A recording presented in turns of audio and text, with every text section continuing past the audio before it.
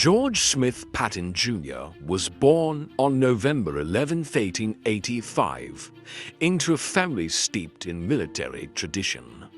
Raised on tales of bravery from his Confederate ancestors, he dreamed of becoming a great military hero. Patton's relentless ambition began in childhood when he set his sights on a career that would honor his lineage and leave his own mark on history.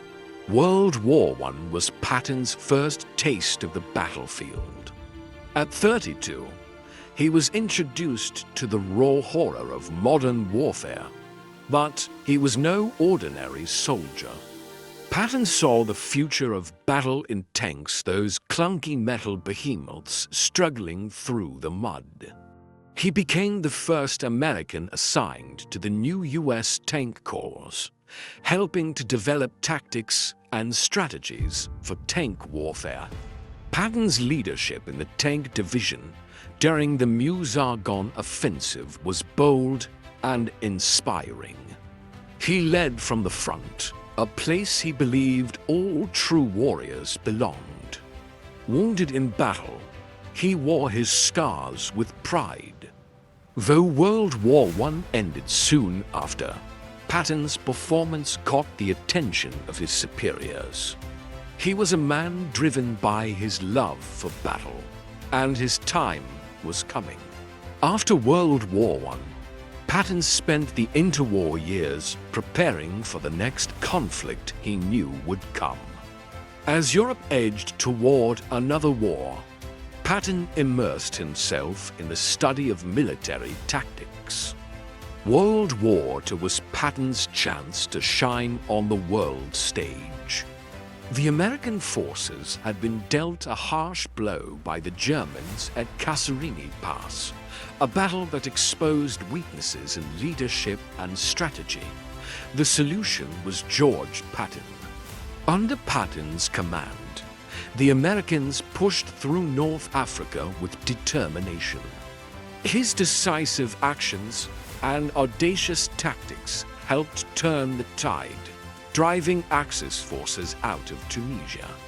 By May 1943, North Africa was liberated.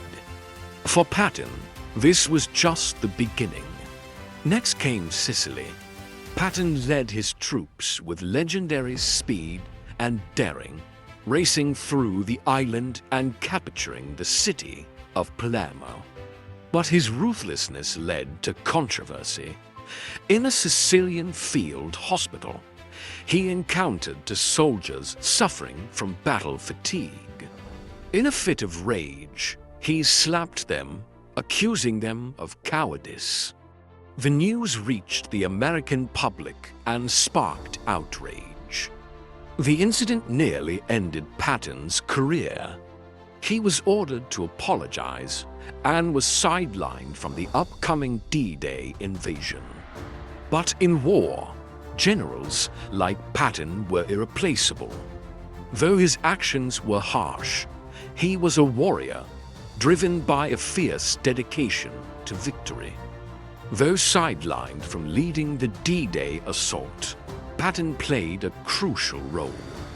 The Allies used him as part of a deception campaign, positioning him in England as the leader of a phantom army aimed at Pas-de-Calais.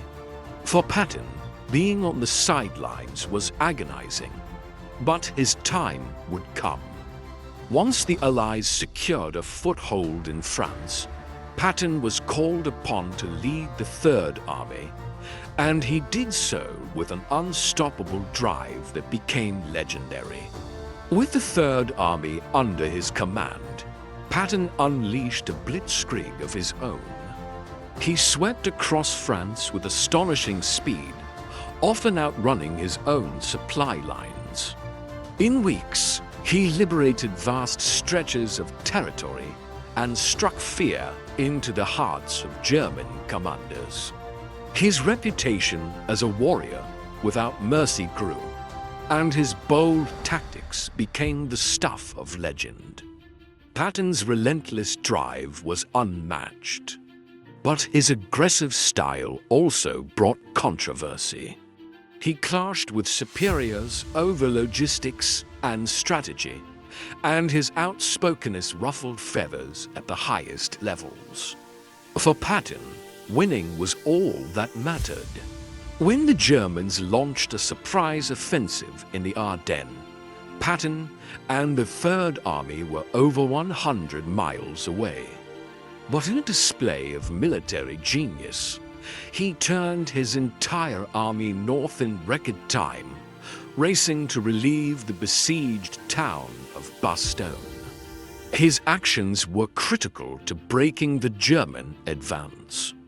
Patton's swift response and strategic insight during the Battle of the Bulge were pivotal to the Allied victory in Europe.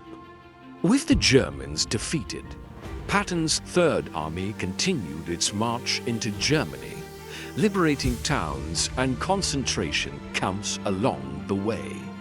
The war in Europe was nearing its end, and Patton's role in achieving that victory was undeniable.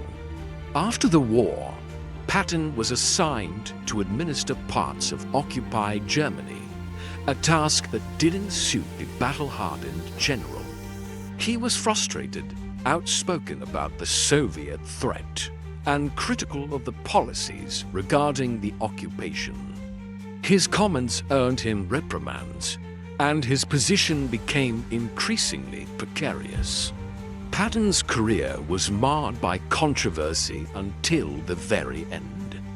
On December 9, 1945, he was severely injured in a car accident.